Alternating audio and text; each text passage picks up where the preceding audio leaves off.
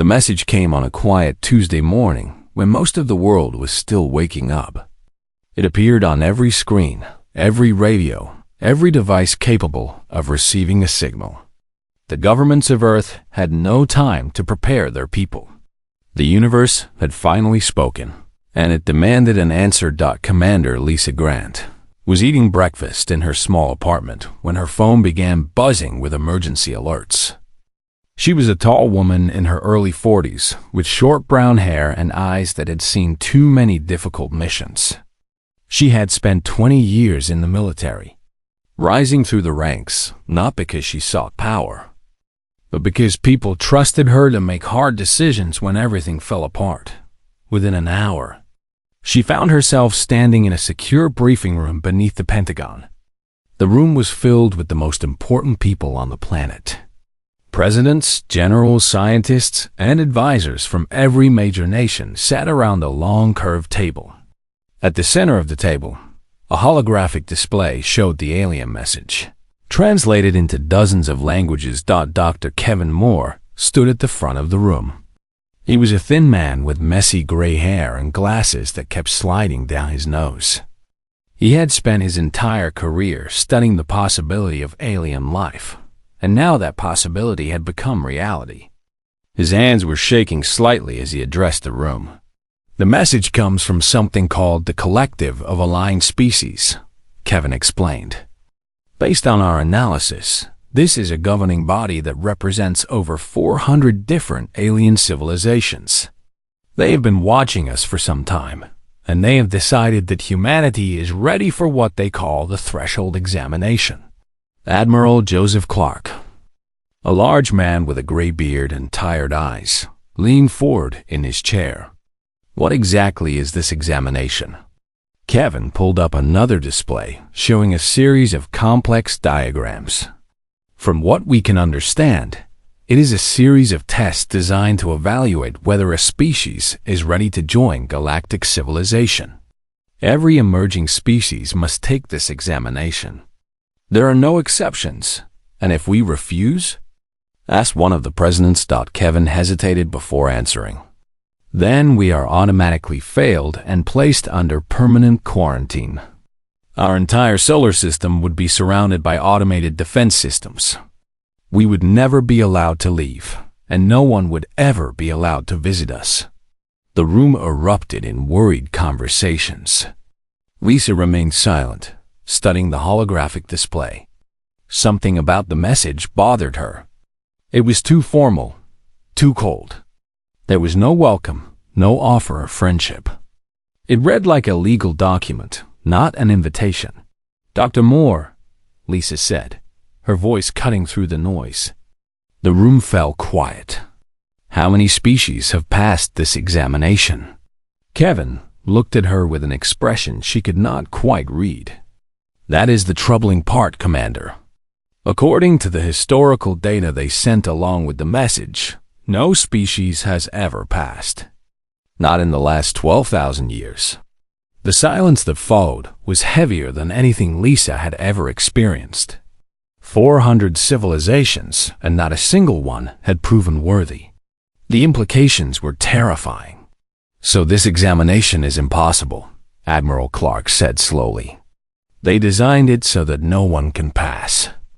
"It appears that way," Kevin admitted. "The tests are meant to find weaknesses. Every species has breaking points, and the collective seems designed to find them. Once a species fails, they are quarantined forever, cut off from the rest of the universe." Lisa walked closer to the holographic display, her mind racing. She thought about human history, about all the impossible things humanity had survived. Ice ages that lasted thousands of years. Plagues that killed millions. Wars that nearly destroyed civilization.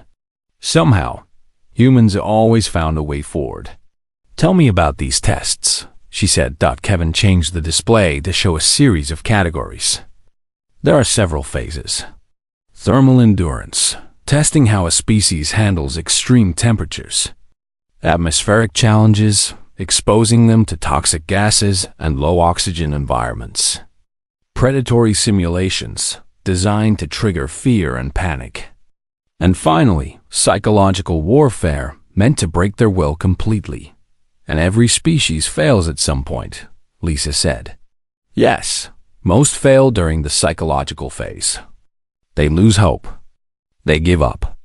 Lisa turned to face the room. Every eye was on her, waiting for someone to say something that would make sense of this nightmare. She thought about her grandmother, a woman who had survived poverty, loss, and heartbreak, but never stopped smiling. She thought about her father, who had served in 3 wars and still believed in the goodness of people. She thought about every human who had ever refused to quit when quitting seemed like the only option.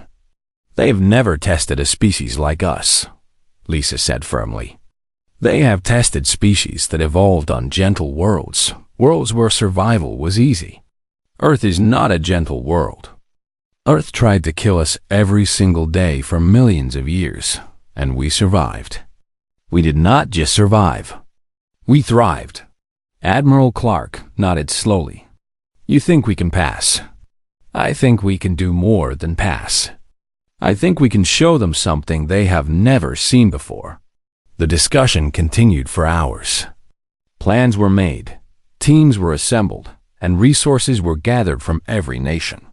For the first time in human history, the entire planet worked together toward a single goal. Old enemies became allies. Political differences were set aside. Humanity understood that this was not about nations or borders. This was about survival. Lisa was chosen to lead the delegation. She spent the next 6 months training with a team of 12 carefully selected individuals. Scientists, soldiers, engineers, and doctors. Each one was the best in their field. Each one understood what was at stake. On the day they departed, Lisa stood at the window of the spacecraft and looked down at Earth. The blue and green planet seemed so small, so fragile. She thought about the billions of people down there, all of them hoping, all of them afraid. She made a silent promise. She would not let them down. The spacecraft engines roared to life, and humanity began its journey toward the stars. Whatever waited for them at the end of that journey, Lisa knew one thing for certain. Humans did not know how to quit. They never had, and they never would. The collective had designed their examination to break species. They were about to learn that some things could not be broken. The journey took 6 months. 6 months of floating through the emptiness of space, watching stars drift past the windows like distant candles. The spacecraft Persistence carried its crew of 12 humans toward a destiny none of them fully understood. They trained every day, studied every piece of information about the collective they could find, and tried not to think about the fact that every species before them had failed. Lisa spent most of her time in the observation deck, staring out at the infinite darkness. She was not afraid of space. She was afraid of letting down the 8 billion people counting on her. Every night, she reviewed the files on previous examinations. Every species had shown the same pattern. Confidence at the start, followed by slow decline, followed by complete collapse. The collective broke them all, one way or another. Dr. Amy Patterson often joined Lisa during these late-night sessions.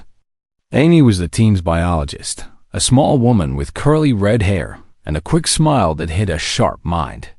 She had spent her career studying how life adapted to extreme conditions, and she believed humans were special in ways the collective could not understand. You know what makes Earth different? Amy asked one night, holding a cup of coffee in both hands. Most planets with life are stable, calm. The conditions stay the same for millions of years, and life adapts to those conditions. Earth is chaos. Ice ages, volcanic eruptions, asteroid impacts, shifting continents. Life on Earth had to adapt to constant change or die. Lisa nodded. And humans are the best at adapting. Not just adapting, Amy said. Thriving. We do not just survive disaster. We come back stronger. Every challenge makes us better. The Persistence dropped out of faster than light travel on a cold morning, ship time.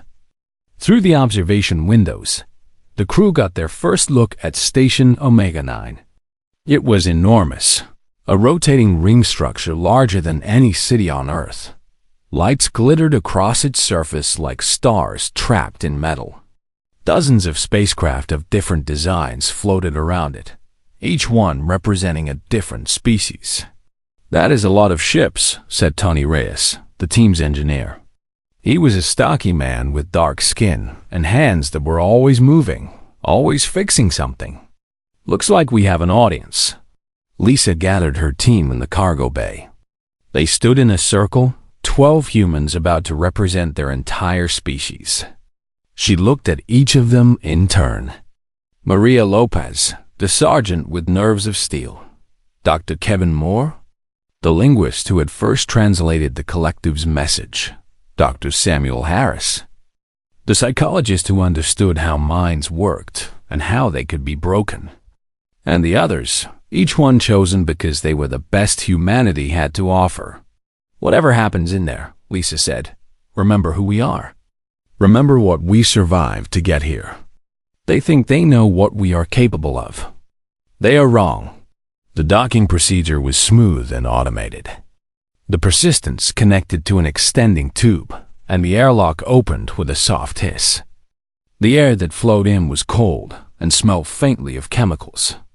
Lisa took the first step into the tube, her boots making a hollow sound on the metal floor dot at the end of the tube.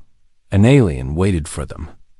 It was tall, nearly 7 feet, with skin that was almost transparent.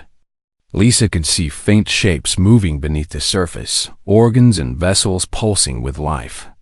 Its head was elongated, and 3 sets of eyes were arranged in a vertical line down the center of its face. All 6 eyes focused on Lisa as she approached. "I am Overseer Vethkarin," the creature said. Its voice was flat and emotionless, produced by a translation device attached to its chest. "You are the examination candidates from Sol 3. You will follow me." There was no greeting, no welcome, just instructions. Lisa felt her team tense behind her, but she kept her expression calm. She had expected this. The collective did not see them as potential allies. They saw them as problems to be solved. Vethkarin led them through a series of corridors. The station was clean and efficient, every surface polished to a mirror shine. But Lisa noticed something else. Other aliens watched them from behind windows and doorways. Some looked curious. Most looked sad. A group of small creatures covered in soft brown fur pressed against a window as the humans passed. Their eyes were huge and filled with moisture. One of them raised a tiny hand and pressed it against the glass. The gesture looked almost like a goodbye. "They pity us," Maria whispered. "They expect us to fail," Lisa replied quietly. "They have seen every other species fail. They think we are already dead." The observation continued throughout their walk. A massive creature with armor, plating, and 6 limbs turned away when it saw them, unable to watch. A floating being made of what looked like light dimmed as they passed, as if mourning. Every species they saw had the same reaction: pity, sadness, and resignation. Vethkarin led them to a large circular room with walls covered in symbols and displays. "This is your preparation chamber," the Overseer explained. "You will remain here until the examination begins. Food and water will be provided. Do not attempt to leave this area." Lisa looked around the room. It was comfortable enough, with sleeping areas and basic facilities. But it felt like a cage. A waiting room before the slaughter.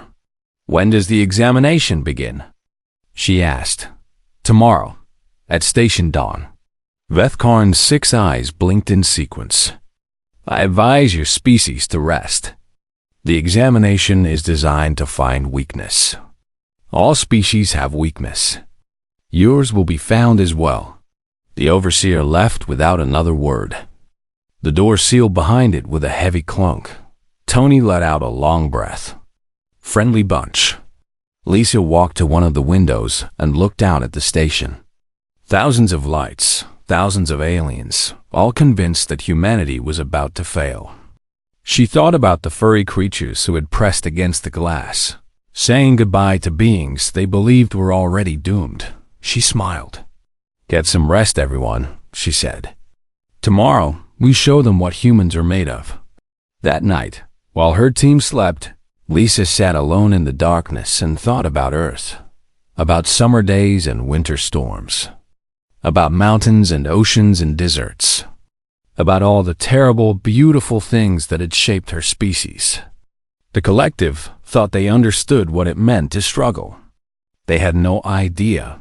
Humanity had crawled out of the mud, survived ice and fire, built civilizations from nothing, and reached for the stars. They had done it before. They would do it again. The examination was designed to break them. Lisa intended to break the examination instead. The morning came too quickly. Lisa woke to the sound of an alarm, a soft chime that echoed through the preparation chamber. Around her, the other 11 humans stirred from their sleeping areas, stretching and preparing themselves for what lay ahead. Nobody spoke much. They all knew what was coming. Vethkaran arrived exactly at station dawn. The tall alien stood in the doorway, its 6 eyes scanning the human team with what might have been curiosity or contempt. Lisa could not tell the difference. "The first phase of the examination will begin shortly," the overseer announced. "You will be tested on thermal endurance. This phase measures how your species responds to extreme temperature changes. The record for survival in this phase is 4 hours and 17 minutes, set by the Valari species 2,000 years ago. They failed in the next phase." Lisa nodded calmly. "Lead the way." The thermal testing chamber was located in a different section of the station. The walk there felt longer than it should have, the corridors stretching endlessly before them. Lisa noticed more aliens watching from observation points. Word had spread. The Deathworlders were about to be tested. The chamber itself was a large rectangular room with smooth gray walls. There were no windows, no furniture, nothing but empty space. The 12 humans filed in and spread out, giving each other room to move. Behind a reinforced viewing window, Vethkaran took position alongside several other collective observers. "The test will begin at -40 degrees. Vethkaran's voice came through speakers in the ceiling. "Temperature will be maintained for a standard period, then shifted to extreme heat. No species has survived beyond the first hour at negative temperatures. You may begin when the door seals." The heavy door closed with a sound like a tomb ceiling. For a moment, nothing happened. Then Lisa felt the temperature begin to drop. It started slowly, a chill creeping into the air. Lisa pulled her thermal jacket tighter around her shoulders. Beside her, Tony Riss began bouncing on his feet, a trick he had learned growing up in cold winters.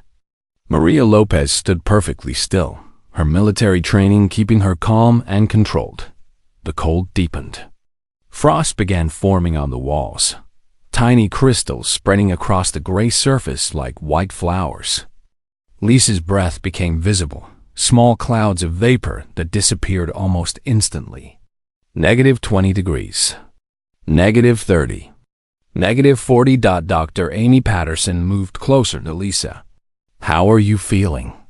Lisa grinned, her lips already slightly numb. "I have been camping in Alaska in January. This is nothing." An hour passed. The humans moved around, did exercises, shared body heat when needed. They talked to keep their minds active, telling stories about cold places on Earth. Kevin Moore described a research trip to Antarctica, where temperatures dropped below -70. Maria Lopez talked about winter survival training in the mountains. Tony Reyes made everyone laugh with a story about getting lost in a blizzard and finding his way home by following the smell of his mother's cooking. Behind the viewing window, The collective observers began showing signs of confusion. Their instruments told them the humans should be suffering. Their eyes told them the humans were laughing. 2 hours, Deathworlder announced, a note of uncertainty in its translated voice. The temperature will now increase. The shift was sudden. The cold vanished, replaced by warmth that grew rapidly. The frost on the walls melted and evaporated. Within minutes, the chamber became hot. Then very hot. Then almost unbearable. Lisa stripped off her outer jacket and tied it around her waist. Sweat began forming on her skin almost immediately. Around her, the other humans did the same, removing layers and drinking from their water supplies. The temperature continued climbing. 100 degrees. 120. 150. Dr. Samuel Harris, the team psychologist, began talking about heat adaptation. Humans evolved in Africa, he explained, his voice slightly breathless. Our ancestors survived in some of the hottest places on Earth. We developed sweat glands, more than any other species we know of. Our bodies are designed to cool themselves. The observers behind the window were no longer hiding their shock. One of them, a small creature with 4 arms, was rapidly tapping on a datapad. Another had pressed itself against the glass, trying to get a closer look at these impossible beings. How are they still standing? Lisa heard one observer ask through a crack in the speaker system. The heat alone should have caused collapse by now. 3 hours passed. Then 4. Then 5. The humans sat in circles, conserving energy, passing water bottles back and forth. They were tired, sweating, and uncomfortable, but they were alive. More than alive. They were adapting. VE to Corin finally ended the thermal test after 6 hours. The temperature returned to normal and the chamber door opened. The overseer stood in the entrance, its 6 eyes blinking rapidly in what Lisa now recognized as confusion.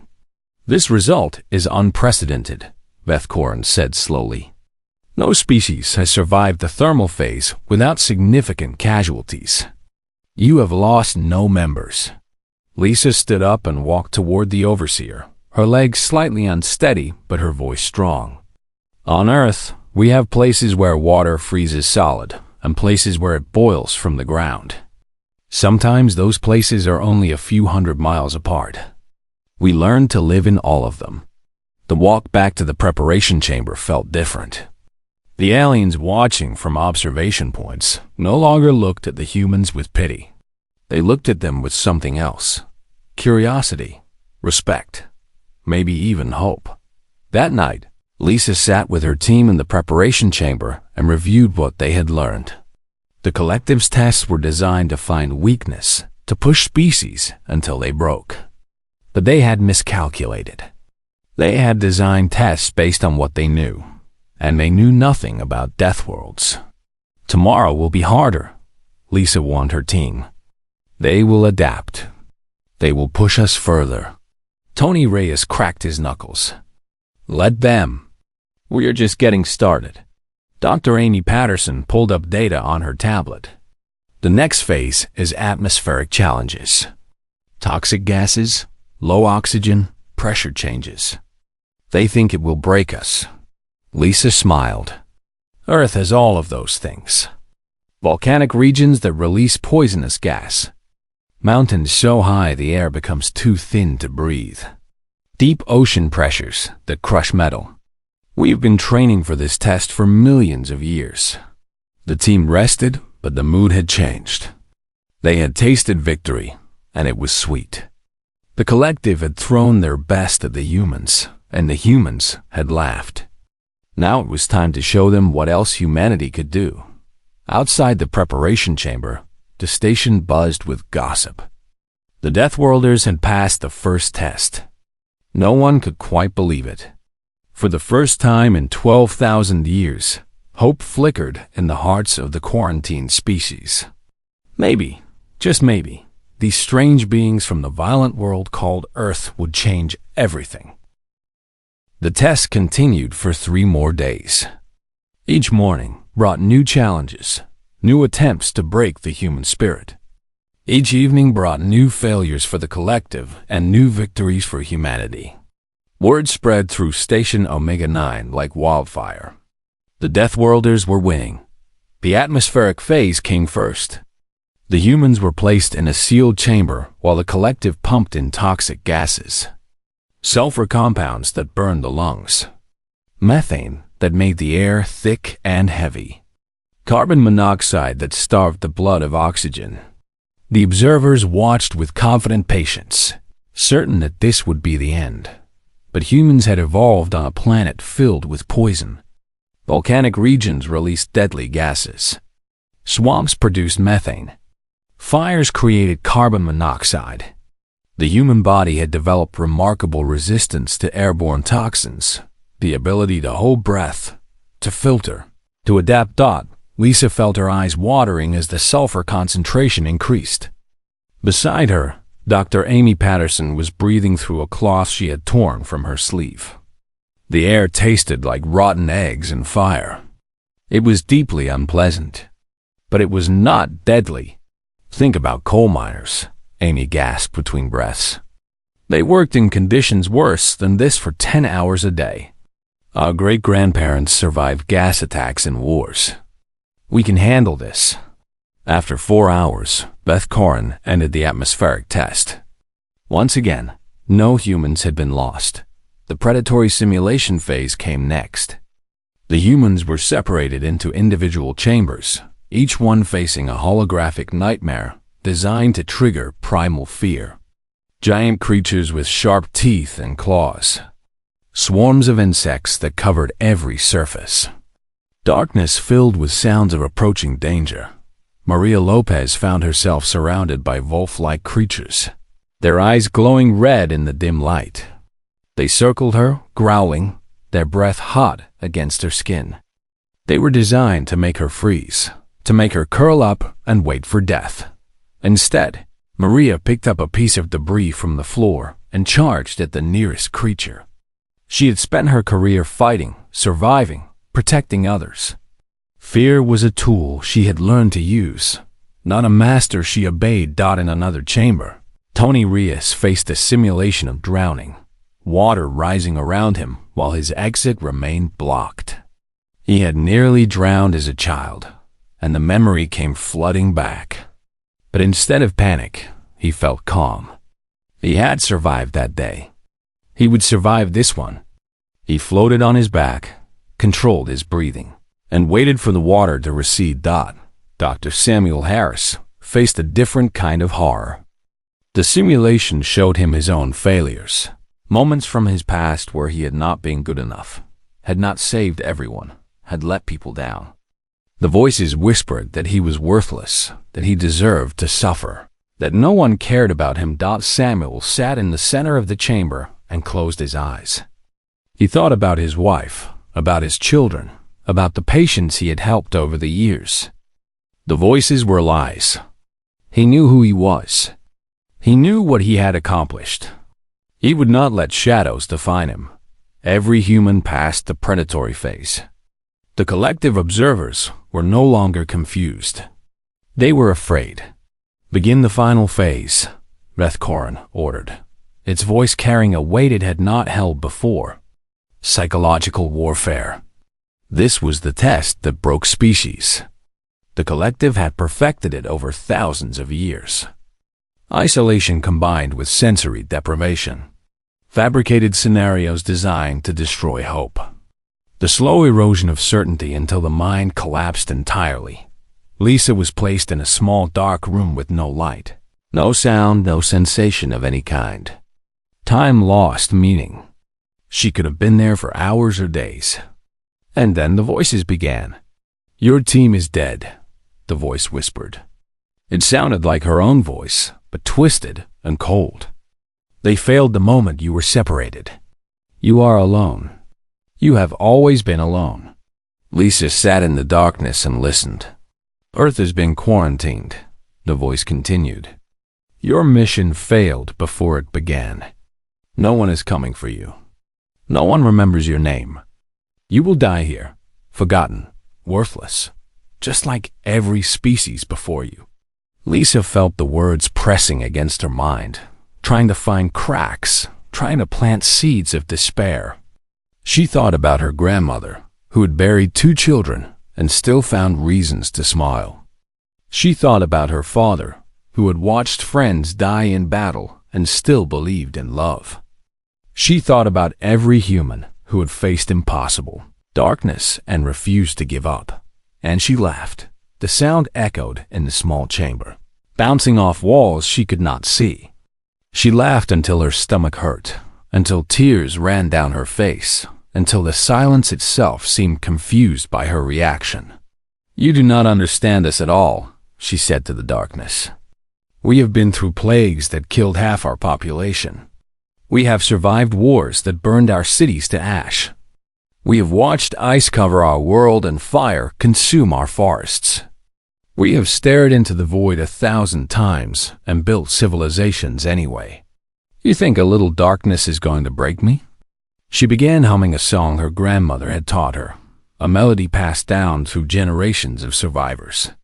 It was a simple song, about flowers growing through cracks in stone, about light returning after the longest night. She hummed it over and over, filling the darkness with music in chambers throughout the station. The other humans were doing the same thing. Some sang. Some told stories to themselves. Some simply sat in quiet peace, secure in the knowledge that they were not alone, that their species had never been alone. That suffering was just another challenge to overcome. The psychological phase was supposed to last 7 days. Lethcorn ended it after 3. When Lisa's chamber door opened, she saw something she had never expected to see. The tall alien overseer stood before her, its transparent skin showing organs that pulsed with rapid, uneven rhythms. Its 6 eyes were wide, and in them, Lisa saw an emotion she recognized instantly. Fear.ve Tkoran was afraid of them. The collective was afraid of them. For 12,000 years, they had broken every species that challenged their examination. Now they faced beings that could not be broken. How? Lethcorn asked, its voice barely a whisper through the translator. "How do you resist?" Lisa stood up slowly, her legs stiff from sitting so long. She looked at the overseer and answered honestly, "We do not resist. We accept. We accept that life is hard, that pain is real, that loss is inevitable. And then we choose to keep going anyway. That is what makes us human. We find hope in hopeless places. We find strength in weakness. We turn suffering into stories and stories into survival." She walked past the overseer and rejoined her team. They gathered around her, tired but unbroken. 12 humans who had faced the worst the galaxy could offer and remained standing. The examination was almost over. Only the final ceremony remained. And Lisa knew with absolute certainty that they would pass. Not because they were stronger than other species. Not because they were smarter or more advanced. But because they had something the collective had never encountered before. They had hope that no darkness could extinguish, born from millions of years of surviving a world that wanted them dead. The Deathworlders had done the impossible, and the galaxy would never be the same. The final ceremony was held in the Grand Assembly Hall of Station Omega 9. It was the largest room on the station, a vast circular space with a domed ceiling made of transparent material that showed the stars beyond.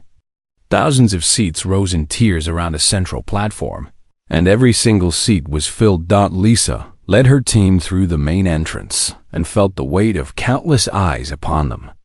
Representatives from over 50 species had gathered to witness this moment. Some had traveled for weeks from distant corners of the galaxy. Others had simply walked from their quarters on the station. All of them wanted to see the species that had done the impossible. The 12 humans walked in formation, their backs straight and their heads high. They were exhausted. 4 days of brutal testing had pushed them to their limits. But they walked like conquerors, because in a very real sense, That was exactly what they were. The small fur-covered creatures Lisa had seen on her first day were there, pressed against the railing of their section. This time, they were not saying goodbye. They were watching with wide, hopeful eyes. The armored creature that had turned away before now stared directly at the humans, its massive body leaning forward with obvious interest. At the center of the assembly hall, a raised platform waited. Standing upon it was a being Lisa had not seen before. It was ancient, its body supported by mechanical frames that whirred softly with each movement. Its skin was paper-thin and covered with patterns that shifted and flowed like living tattoos. This, Lisa realized, was the leader of the collective. Grand Arbiter Yulsinek had ruled the collective for over 3,000 years. It had presided over hundreds of examinations, watched hundreds of species fail, and signed hundreds of quarantine orders. It had never once seen a species pass until now. Lisa stopped at the base of the platform and looked up at the ancient being. Their eyes met, and in that moment, she saw something unexpected. Not hostility, not contempt, something almost like respect. "Approach, commander of the Sol 3 delegation," Yulsinek said. Its voice was soft and crackling, like old paper being folded. "Approach and receive the judgment of the collective." Lisa climbed the steps alone. Her team waited below, watching every movement. The assembly hall was completely silent. Even the mechanical systems seemed to hold their breath. Yulsinek studied her for a long moment before speaking. In 12,000 years of recorded history, 417 species have taken the threshold examination. Each one arrived believing they were special. Each one believed they would be the first to pass. And each one failed. They failed because they were weak. They failed because they could not endure. They failed because, when pushed far enough, every living thing breaks. The Grand Arbiter paused, its shifting skin patterns slowing to almost complete stillness. The examination was designed to be impossible. We created it not to find worthy species, but to justify excluding them all. We feared what might happen if another civilization rose to challenge our dominance. So we built walls. We built tests. We built prisons for anyone who dared reach toward the stars. Lisa heard murmurs spreading through the assembly hall.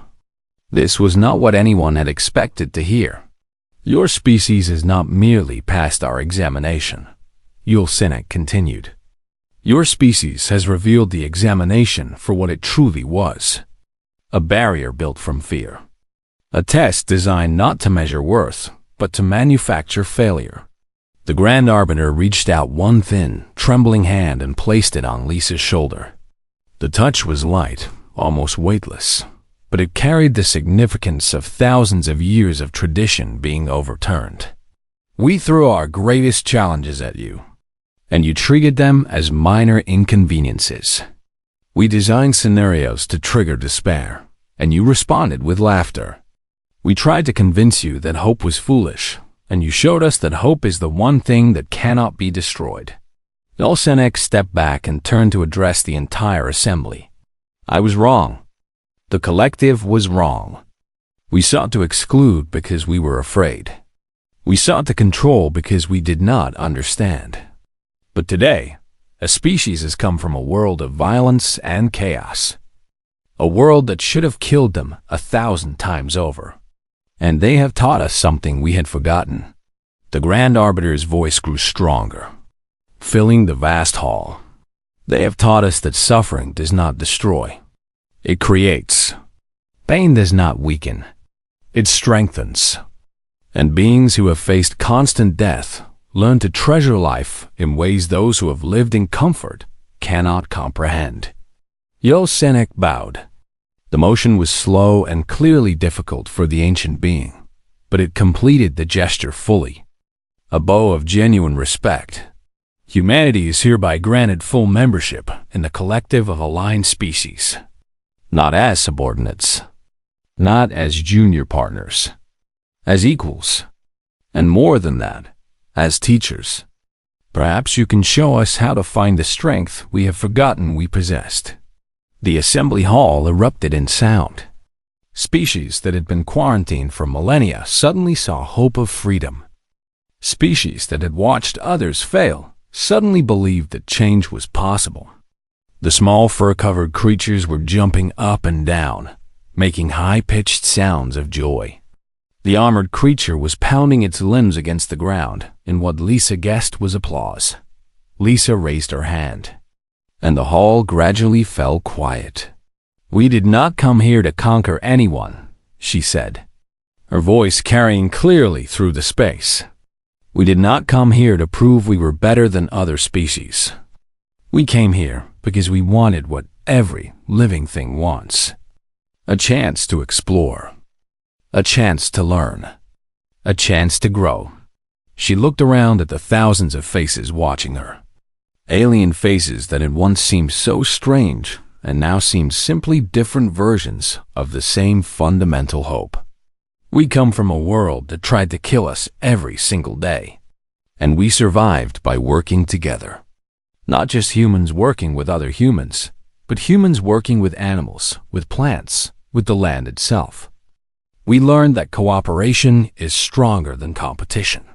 We learned that diversity makes us resilient. We learned that the hardest times create the strongest bonds." Lisa stepped forward to the edge of the platform. "That is what we offer the galaxy. Not weapons or technology or military strength. We offer partnership. We offer the lessons learned from millions of years of surviving together. We offer hope." The ceremony continued for hours. Documents were signed. Declarations were made. Plans were announced for the gradual release of quarantined species who would now be given a second chance. The galaxy was changing, and humanity was at the center of that change. Later that night, Lisa stood alone at the observation window of the station, looking out at the stars. So many stars, so many worlds, so many species waiting to be discovered.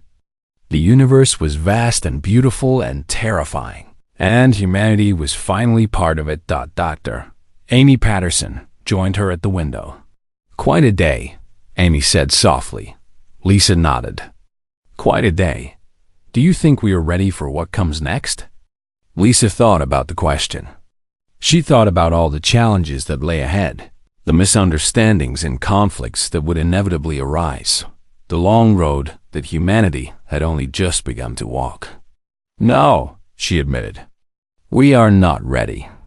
But that has never stopped us before." She smiled. And Amy smiled back, and somewhere far away, on a small blue planet orbiting an unremarkable star, 8 billion humans looked up at the sky and knew that everything had changed. They had been afraid. They had been uncertain. They had wondered if they were truly alone in the universe. Now they had their answer. They were not alone. They had never been alone. And together, with all the strange and wonderful species they had just met, they would build a future brighter than anything the galaxy had ever seen, because that was what humans did. They faced the darkness. They found the light. And they never, ever gave up. The examination was over. The real journey was just beginning.